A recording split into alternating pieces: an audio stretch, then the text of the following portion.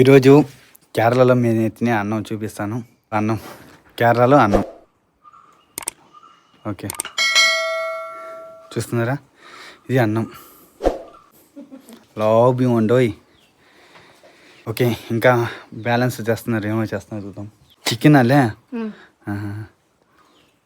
Chicken మది మది వీడు ಇಲ್ಲ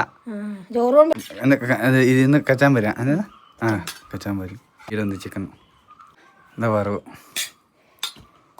మది మది మది అయ్యో పప్పడం ఇచ్చిన చోరే ఇల్లే. ఫైనల్గా నేను తెచ్చుకున్నాం అంతే. నాకు ఇచ్చిన భోజనం అయితే తినేసాను.